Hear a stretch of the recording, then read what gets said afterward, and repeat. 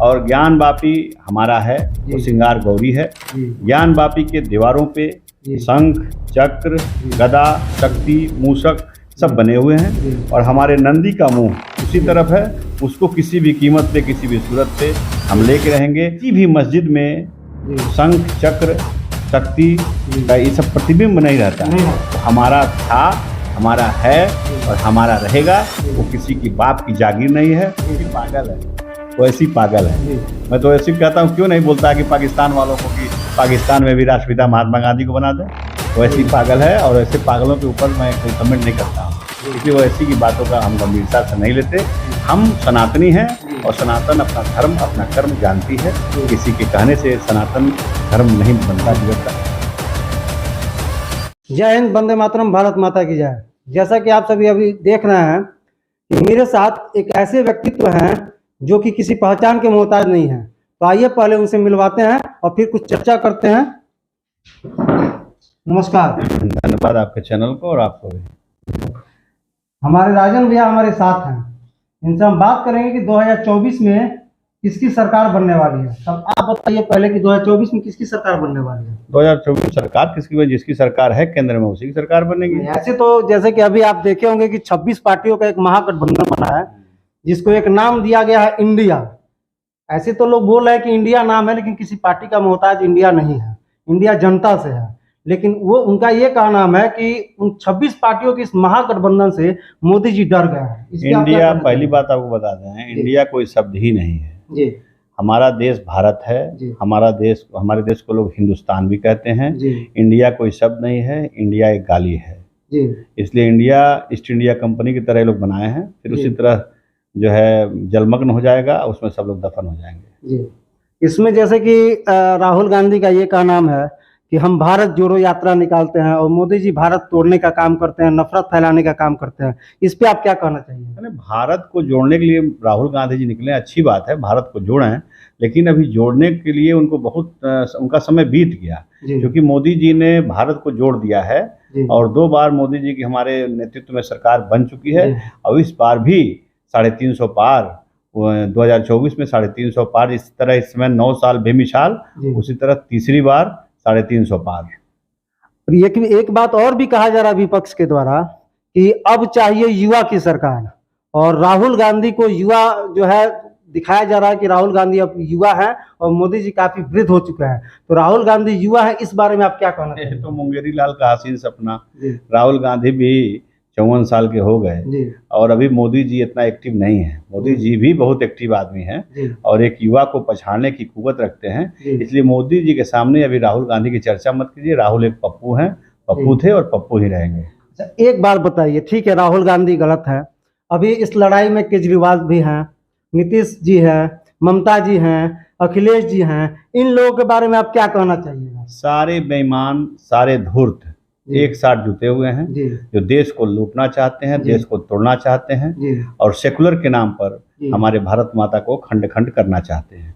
इसलिए किसी की दाल गलने वाली नहीं है। देखिए सबसे बड़ी चीज़ है 1947 में 15 अगस्त 1947 को हमारा देश आज़ाद हुआ था। तो हमारे देश के राष्ट्रपिता कौन है? महात्मा गांधी। 14 अगस्त 1947 को पाकिस्तान आज़ाद हुआ था। आज़ाद कराने वाले दोनों लोग मिलकर कराए थे। तो क्यों नहीं वहाँ के भी राष्ट्रपिता बन गए महात्मा गांधी। वहाँ के पाकिस्तान के लोग अगर राष्ट्रपिता महात्मा गांधी को बना दिए होते तो हमको लगता कि वो लोग हमको सम्मान दे रहे हैं, छोटा भाई और बड़ा भाई का नाता रख रहे हैं। जब वो लोग बट गए, वो लोग चले गए, तो यहाँ जो रहता है वो यहाँ की बात करे ना, वहाँ की बात क्यों करता है। अगर हमारे राष्ट्रपति महात्मा गांधी हैं तो पाकिस्तान के भी राष्ट्रपिता महात्मा गांधी होना चाहिए, क्योंकि दोनों संयुक्त एक साथ हम लोग अलग हो, एक साथ हम लोग अंग्रेजों से लड़ाई लड़े थे और एक साथ जीते थे। तो जब वो लोग नहीं मानते हैं तो हम लोग क्यों मानेंगे। बस वही चीज है। अच्छा, अभी आप देखे होंगे कि न्यूज में काफी चर्चा का विषय एक लड़की बनी हुई है, लड़की तो नहीं कहेंगे उसे औरत कहेंगे, जो कि पाकिस्तान से ये बताया जा रहा है, वो बता भी रही है कि पबजी खेलते हुए उसे एक लड़के से प्यार होता है, जिस लड़के का उम्र 22 साल है और उस औरत का उम्र 30 साल है। और उसको इस प्रकार से मीडिया के द्वारा मतलब कि उसके न्यूज को चलाया जाता है कि आज के टाइम में वो फेमस हो चुकी है। लेकिन इस बात पे मैं एक बात आपसे और पूछूंगा कि आज 4-5 साल से अपने भारत में, दिल्ली में कुछ जो है यहाँ के पाकिस्तान के जो हिंदू शरणार्थी आके रुके हुए हैं और वो लोग उन लोगों का ना आज तक कोई नागरिकता मिला ना कुछ, लेकिन बहुत सारे लोग इस सीमा को नागरिकता दिलाने के लिए हमारे भारत में आवाज उठा रहे हैं। इस पे आप क्या कहना? देखिए, हमारी सरकार, हमारी उत्तर प्रदेश की सरकार, योगी सरकार उस पर जांच कर रही है। सीमा दोषी होंगी, दोषी हैं भी, और उनको दंडित किया जाएगा। पाकिस्तान से आई है, पाकिस्तान जाएंगी। एक 22 साल के लड़के से उनको क्या मतलब मोहब्बत का है? चार बच्चों की माँ को मोहब्बत का कोई सरोकार थोड़ी होता है। वो ISI का एजेंट है जिसको जांच कर रही है हमारी उत्तर प्रदेश सरकार, और जल्द इसका खुलासा हमारी सरकार करेगी। एक बात हमें जानना है कि अभी 2-3 दिन पहले आप देखे होंगे कि हरियाणा का जो मेवत का नूह जिला है वो काफी आग से जल रहा था, और उसको बहुत सारे विपक्षी अपने अपने तरीके से उसको भून रहे थे। इसमें आपका क्या कहना है कि अगर अपने भारत देश में कोई अपने शोभा यात्रा को निकालता है और किसी एक व्यक्ति विशेष जो भी हो उसके नाम पर अगर उस शोभा यात्रा पे गोली चलता है, आगजनी किया जाता है, बम फेंका जाता है, पत्थर चलता है, वहां महिलाएं अपने आप को सुरक्षित महसूस नहीं करती हैं, इस पे आप क्या करना चाहिए कि इस पे सरकार को, हरियाणा सरकार को क्या करना चाहिए? नहीं, हरियाणा सरकार इस पे जांच कर रही है जी, और दोषी जो भी होगा उसको दंडित करेगी सरकार। और जहां तक मेवात की बात करते हो, मेवात में 80% मुसलमान हैं, और 80% मुसलमान वहां गौकशी का काम करते हैं, गौ तस्करी का काम करते हैं। उसको रोकने के लिए वहाँ हिंदू संगठन एक होता है, उसी पे विवाद बढ़ता है। ये बहुत पुराना मामला चले आ रहा है। इस पे सरकार जांच कर रही है, और जांच में जितने भी दोषी पाए जाएंगे वो सब दंडित होंगे। सर, एक और बात, इस घटना के एक दिन बाद हरियाणा मुख्यमंत्री जी का एक स्टेटमेंट आता है कि हमारे हरियाणा का 2 करोड़ जनसंख्या है और हमारे पास मात्र 50 से 60 हजार पुलिस बल है,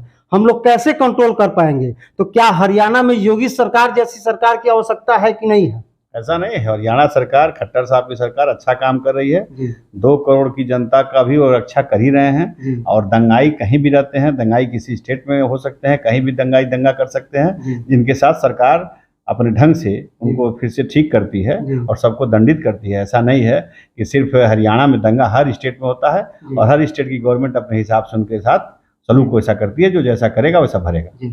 अच्छा, एक चीज और हम लोग को पता चल रहा है, ऐसे बहुत सारे लोगों के मुख से हम लोगों ने सुना है कि आप इस बार लोकसभा के चुनाव में किसी न किसी जगह से टिकट लेने वाले हैं। इस पे आप क्या कहना चाहेंगे? किस लोकसभा से आपको टिकट मिल रहा है? देखिए, हम भारतीय जनता पार्टी के एक सदस्य हैं जी, और इच्छा रखते हैं चुनाव लड़ने का, लेकिन पार्टी जब तक चुनाव नहीं लड़ाएगी तब तक कोई चुनाव नहीं लड़ सकता। हम पार्टी से बंधे हुए लोग हैं। जो भी कैंडिडेट होगा, जो भी चुनाव लड़ने आएगा, उसको तन मन धन से मदद किया जाएगा और उसको जिता करके केंद्र में मोदी जी के हाथों को मजबूत करने का काम किया जाएगा। इसलिए हम लोग कोई टिकट बांटने वाले नहीं होते हैं। टिकट पार्टी देती है, और पार्टी जिसको टिकट देगी वो चुनाव लड़ेगा और भारी बम। अगर पार्टी आपको टिकट देती है किसी जगह से तो आपका क्या विचार होगा? अरे भाई, चुनाव लड़ेंगे। टिकट पार्टी देगी तो चुनाव कोई नहीं लड़ेगा क्या? किसी को दे देगा चुनाव तो चुनाव लड़ेगा। हमको देगी तो हम भी मजबूती के साथ लड़ेंगे, चुनाव लड़ेंगे और जीतेंगे भी। लेकिन हम अपने मुंह से नहीं कह सकते। पार्टी जिसको भी देगी उसको तहे दिल से मदद करके उसको पार्लियामेंट भेजने का काम किया जाएगा और सरकार के हाथों को मजबूत करने का काम किया जाएगा। आप ही को लेकर के भी बहुत सारा जो है कोर्ट में अभी चल रहा है। पक्ष कह रहा है कि ये ज्ञानवापी मंदिर है, विपक्ष कह रहा है कि नहीं ये हमारा मस्जिद है। तो इस पे आप क्या कहना चाहिएगा? अभी कोर्ट का मैटर है ये, और हम लोअर कोर्ट में हम जीते, हाई कोर्ट में हम लोग जीते, सुप्रीम कोर्ट भी जाएंगे। देखिए, जो सच्चाई है वो किसी छिपती नहीं है। ज्ञानवापी एक हिंदू शब्द है, ये उर्दू शब्द नहीं है। और ज्ञानवापी हमारा है, वो श्रृंगार गौरी है। ज्ञानवापी के दीवारों पे शंख, चक्र, गदा, शक्ति, मूषक सब बने हुए हैं, और हमारे नंदी का मुंह उसी तरफ है।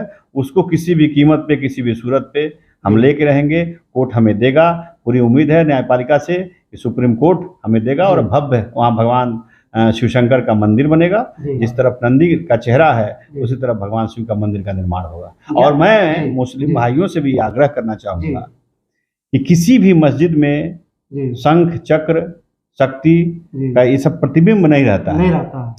और ये सब नहीं रहता। जा करके कोई भी मुस्लिम समाज के लोग, कोई भी धार्मिक लोग, मुस्लिम के जो बड़े बड़े धर्म ग्रंथी हैं, वो लोग जाकर देखें कि उस ज्ञानवापी के दीवारों पे आज भी त्रिशूल, बाहर और भीतर नटराज की मूर्तियां बाहर और भीतर दिखाई देती हैं। ये स्पष्ट है कि हिंदू मुसलमान के भाईचारे को तोड़ने के लिए अंग्रेजों ने यह चाल चली है, और आज हम उसी के देन है कि हम लोग आपस में लड़ रहे हैं। वो हमारा था, हमारा है और हमारा रहेगा। वो किसी की बाप की जागीर नहीं है, वो हिंदुओं का अस्मिता का प्रतिबिंब है, हिंदुओं की धार्मिक स्थली है, वो हिंदुओं के पास आकर रहेगी। अच्छा, ओवैसी जी, इसी मुद्दा पे उनका कुछ दिन पहले एक बयान आया था कि कह रहे हैं कि राम मंदिर तो दे दिया, ज्ञानवापी और मथुरा नहीं देंगे, जिसको जो करना हो कर ले। तो ओवैसी जी को आप क्या कहना चाहिए? ओवैसी पागल है, ओवैसी पागल है। जी। मैं तो ऐसी कहता हूँ, क्यों नहीं बोलता कि पाकिस्तान वालों को कि पाकिस्तान में भी राष्ट्रपिता महात्मा गांधी को बना दे।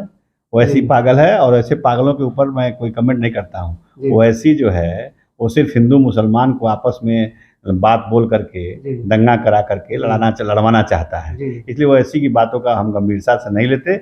हम सनातनी हैं, और सनातन अपना धर्म अपना कर्म जानती है। किसी के कहने से सनातन धर्म नहीं बनता बिगड़ता है, इसलिए हम अपना शांतिपूर्वक अपना कार्य कर रहे हैं। बस, धन्यवाद। तो आप देख रहे थे अभी राजन तिवारी जी को, जो कि अपनी सारी बातों को पूरी प्रखरता से रखते हैं। आप इनके बारे में क्या सोचते हैं, और ये जो कह रहे हैं इस पे आपका क्या विचार है, कमेंट करके जरूर बताइएगा। जय हिंद, वंदे मातरम।